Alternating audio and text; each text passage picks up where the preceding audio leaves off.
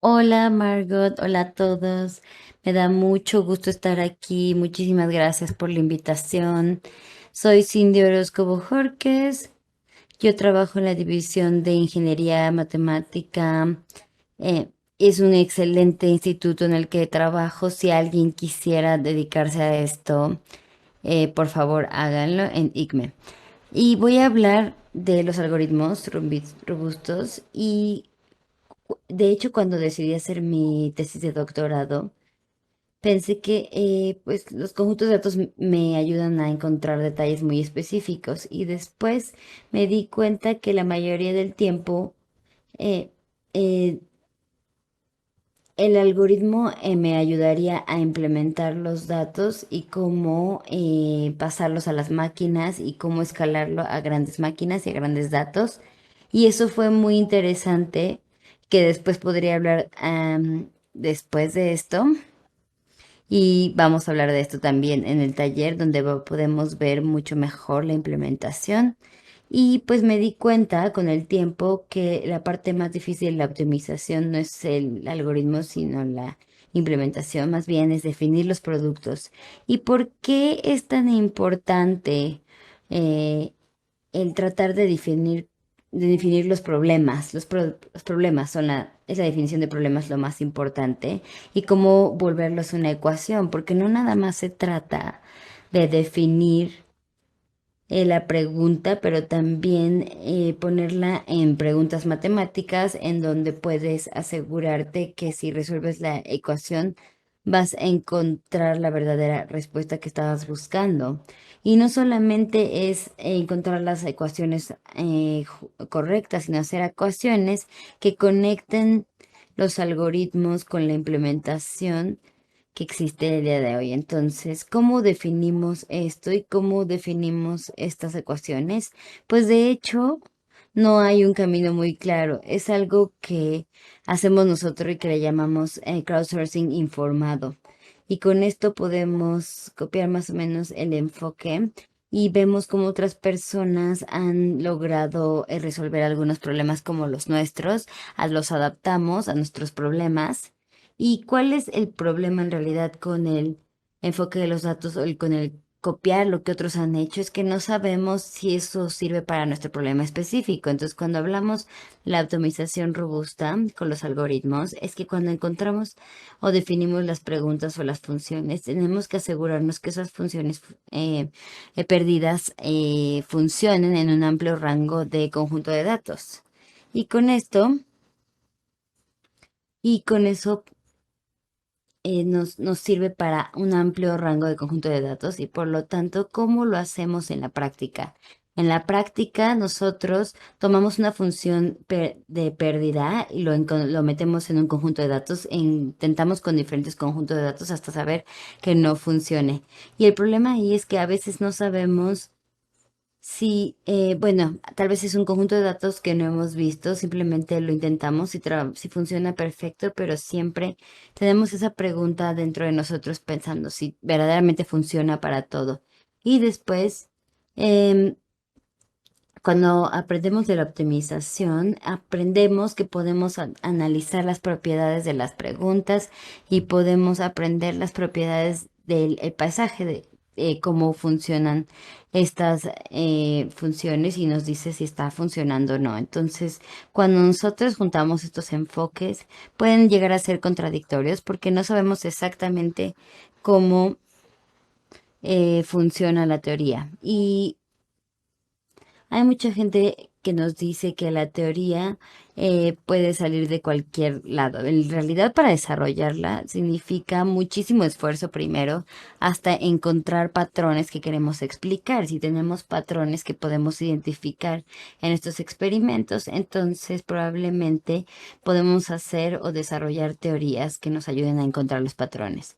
Entonces, con ese enfoque que nos es intentarlo muchas veces y tratar de llegar a la teoría es el problema del que les quiero hablar el día de hoy.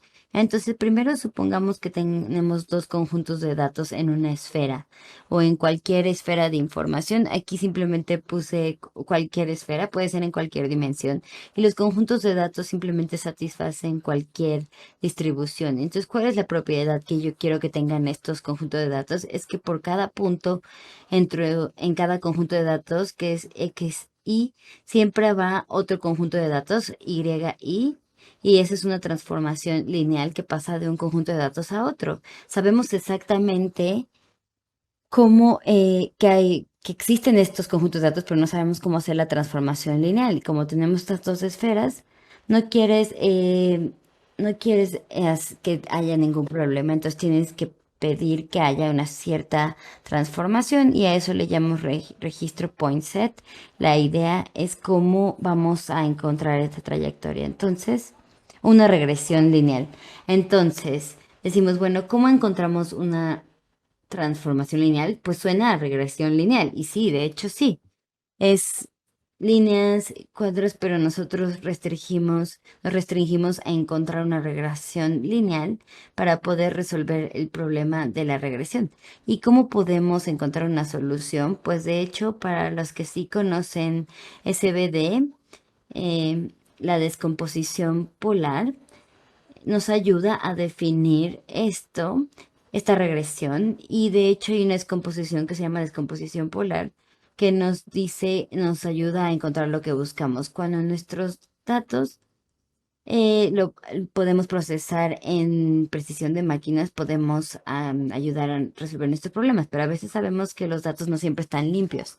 Entonces, esto significa que una porción de nuestros datos encajan perfecto, pero otra porción no encaja perfectamente. X, Y a veces no tiene que ver con Y, Y. Entonces, cuando aplicamos el modelo de regresión lineal en este módulo corrupto, entonces podemos perder un poco de precisión y E-2 se vuelve corrupto. Entonces, nuestra pregunta es cómo encontramos una función que nos ayude a resolver esto mejor. Entonces, la propuesta es hacer el list on squares in SO, o sea que si quitan los cuadrados, esto nos da a esta solución list on squares. Y encontramos los datos y la fórmula es corrupto igual a IE menos 4. Y entonces, ¿qué es lo que pasa aquí? Que cuando analizamos las rotaciones es como si estamos optimizando todo el circuito. Tenemos que trabajar pues siempre sabemos nosotros caminar hacia adelante, entonces es un poco difícil resolver el problema. Y entonces tratamos de resolver el problema no nada más con el límite de los circuitos, sino también todo lo que viene dentro del circuito, y así podemos trabajar en una línea recta y hacer una optimización de los algoritmos que lo hace mucho más fácil para resolver esto en un espacio mayor. Sin embargo, cuando estamos en este espacio más grande y buscamos la función de pérdida, utilizamos el IE-1. Entonces vemos este panorama y decimos, ok, tenemos diferentes funciones de pérdida, ¿cuál es el que debería de utilizar? Porque cada uno funciona de forma completamente distinta. Entonces, empezamos a intentar cosas hasta que funcionen nuestros datos y con eso identificamos qué es lo que puedo hacer para encontrar patrones. Entonces, tenemos las funciones de pérdida, pero también buscamos diferencia en el tamaño de la muestra y los modelos de corrupción. Y cuando vemos lo que existe entre ellos, encontramos patrones. Y esto es lo que hicimos. ¿Cómo hacemos nuestros propios datos que sean muy específicos y que se puedan utilizar por modelos más robustos? Entonces vamos a dejar de lado los datos y vamos a ver los modelos de probabilísticos. Entonces aquí solo con observación, el verde significa que la regresión se hizo exacta. Entonces, cuando vemos esto, vemos diferentes tamaños de muestras y se tiene un comportamiento completamente distinto para los algoritmos. Entonces, no siempre el tamaño de la muestra te ayuda a recuperar la rotación. Y eso es un poco contradictorio a lo que estábamos diciendo, el, el, que el hecho de que un tamaño más amplio de la muestra sería mejor. Entonces, podemos explicarlo con la teoría.